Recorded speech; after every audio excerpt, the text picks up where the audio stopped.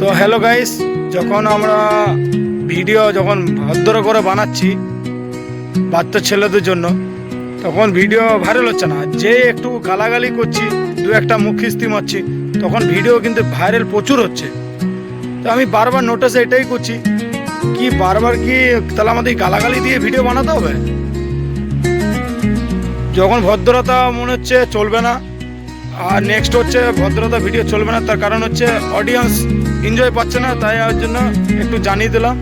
কাল থেকে আমাদেরকে একটু মনে হচ্ছে খুলি আমাদেরকে গালাগালি একটু শুরু করতে হবে ইউটিউব তরফ থেকে, নাহলে আমাদের ভিডিও ভাইরাল হচ্ছে না।